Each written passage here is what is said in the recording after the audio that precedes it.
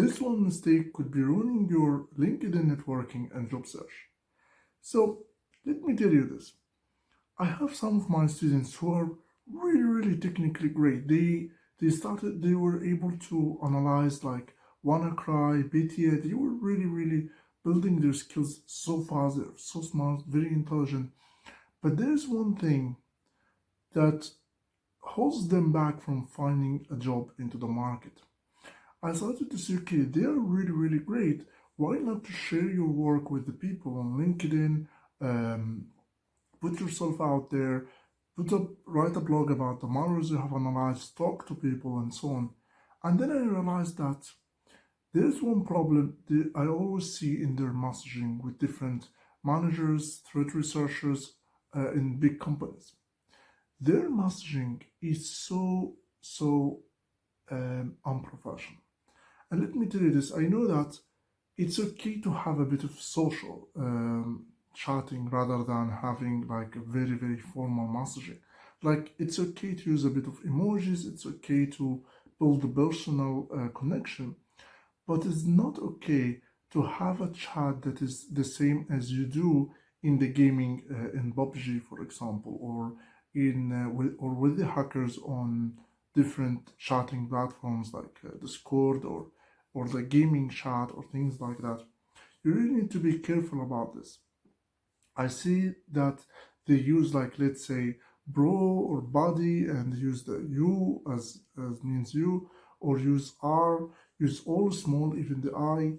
The names are small, the sentence starts with small letters, not capital letters.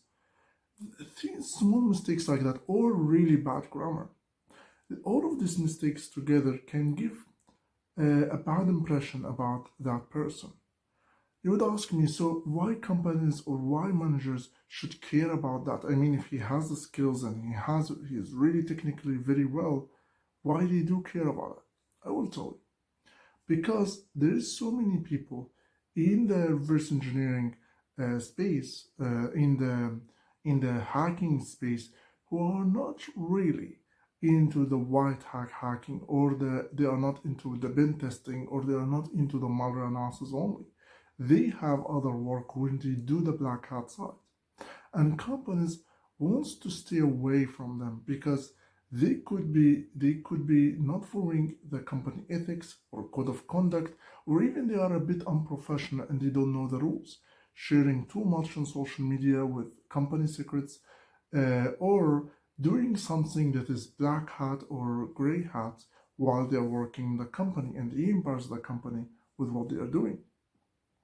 Also, and as I have seen myself with one of the an engineer who joined Symantec at some point, and he left like after 3 months, and he's very skilled, but he was one of these guys who was into into that environment, into the environment. I wouldn't say black hat or gray hat, but this type of communities, this type of forums, this type of exploring, and this is nothing wrong about it. But he felt that the corporate environment didn't suit him, and he left after 3 months by himself. He wasn't technically, like, there was no issue with the company technically. I don't know if they had a different point of view, but the thing here is that he left because he didn't feel it is his environment. So companies are afraid of hiring somebody who doesn't follow the professional etiquette and the corporate etiquette, and can't get in the company and can't really integrate in the team. So try to make your communication a bit more professional, and try to learn from different letters, online templates. You'll find lots of resources online. Use Grammarly when you send your emails or your messaging. It doesn't matter to have a bit of social, but make it professional, make the message clear and clean. That's it for this video, and see you in the next video. Bye bye.